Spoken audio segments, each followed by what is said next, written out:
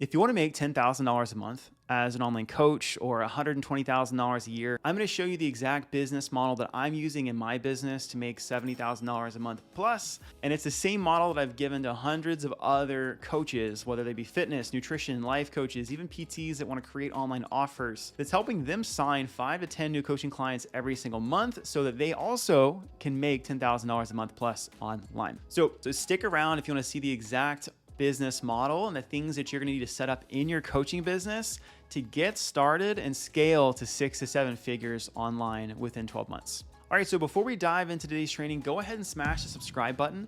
That allows me to create content and send that to you. I create daily content that provides value and teaches you how to grow and scale an online coaching company. All right, so let's go ahead and dive in. I'm going to pull up my computer now and let's do it. Okay, so here is the business model that I am currently using to market, to make sales, as well as to fulfill online coaching companies. Okay, and typically when I work with people, we'll work from the right and we'll work our way left. So as I explain the model, that's what I'm going to be doing. Okay, so what I find to be the most successful at the start is to stick with one-on-one coaching at the start. Okay, this allows us to charge a premium of $1,000 to $5,000 in value for 3 to 12 months. I know some coaches that'll charge $10,000 to $20,000. It just depends on the offer and like how much touch points are involved, etc. But the key to this is like sticking with one-on-one coaching really helps because there is a higher perceived value of one-on-one coaching, right? Because you're not part of a group, you're getting one-on-one attention, and typically it's easier to sell and also it delivers higher levels of support. So if you're starting your business and you're not doing 6 figures yet, start with one-on-one coaching.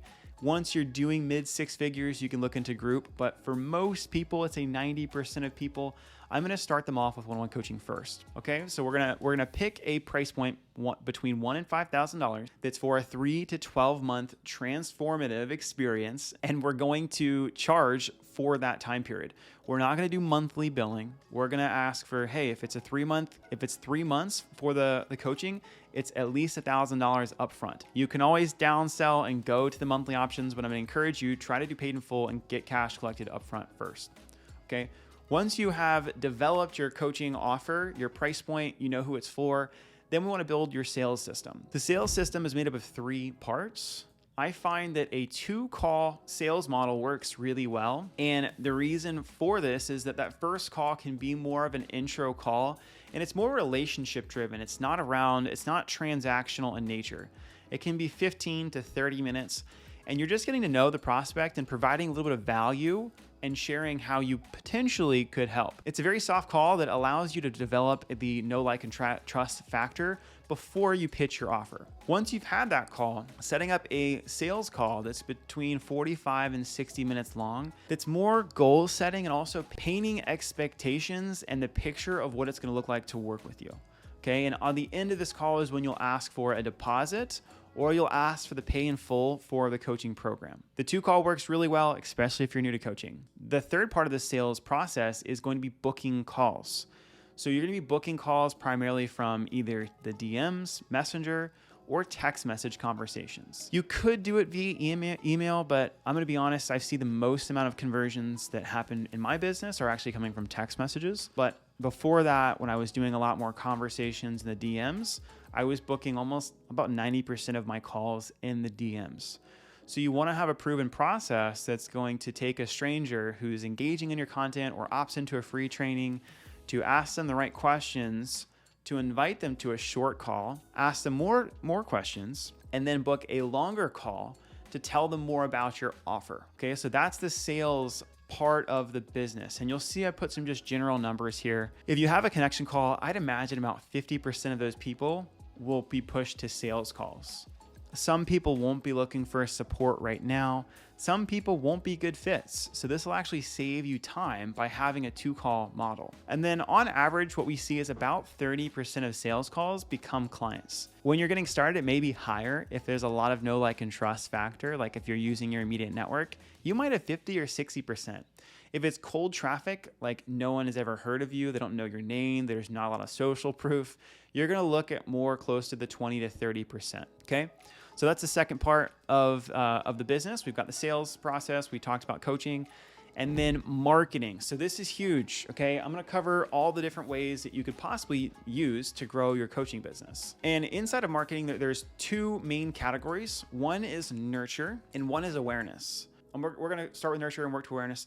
Nurture is the content that you're creating that helps people build the know, like, and trust factor to where they feel comfortable responding to a text or a DM or booking a call with you. If you don't have content that you're providing value and helping people, that's actually good content. Most coaches' content isn't good. Your response rate for messages are gonna be way lower. And your ability to get people on phone calls is going to be way lower. So you need to have a content strategy that's posting on social media platforms very regularly so that you can keep giving. Because the more you give, the more people are going to trust you and respond to you, book calls, and like shout you out and just like want to work with you. But if you're just like DMing prospects and trying to get them onto phone calls and there's no value exchange, good luck. It's not a good business model. Okay, so we want to be posting content consistently. I would suggest doing it daily. I'd start with Instagram or Facebook, and then eventually you can move to like YouTube or podcasts, but I wouldn't start there. Okay, they're just longer term plays. Okay, so the second category in the marketing is awareness. How do you generate awareness and new eyeballs onto your content every single week? Honestly, better every single day. Okay, and here are 3 ways that I like to do this. Okay, so here are the only 3 ways that you can do this. Okay, number 1 is you can connect with people on social media. So this would be more outbound, finding prospects, either following them, waiting for them to follow you back, or just like engaging in their content and shooting them a message, right? That's one way we can connect with people and generate more awareness, is by you starting the conversation with others. The second way is Facebook ads. Facebook/Instagram, Meta, they're the same platform. But I can create ads either towards a free training, or I could create ads that are going to be directed towards my profile. Both of those are options. I like the free training once it's set up, but if I didn't have a free training, I would still optimize for profile views. Because when you do that, you could spend $10 a day and still get like 10 new followers a day, which then, they can look at your content, you can start messages, etc.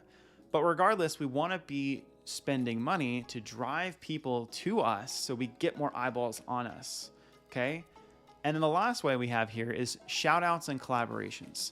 This can be done off of meme pages. I've actually got a video, and I'll probably link it somewhere up here, about doing shout outs. It's a very cost-effective way to get more ideal customers and audiences, like eyeballs on your content. And then the other option of this could be collaborations.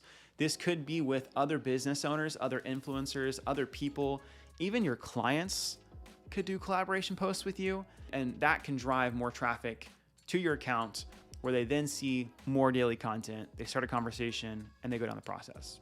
Okay, now I want to mention on here, these are the 3 that I like to use. There are other ones.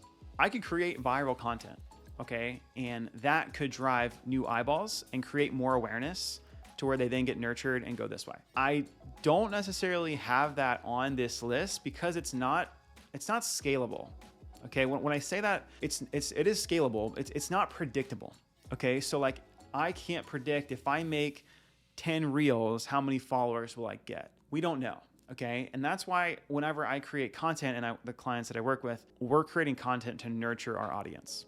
That's the recommendation. If it goes viral, great. But I'm not going to encourage you to create content with that expectation, because if you do that, this is what your revenue and client sign up is going to look like when you're relying on the algorithm. When you start to utilize paid ads, shout outs, collaborations, and connecting with people on social media, you'll start to see more consistency, because I can set numbers or goals and targets for this. I could say I'm going to every day follow or connect with 20 new people. Okay. And if I do that, X number should respond. And then X number of those should go to the next stage.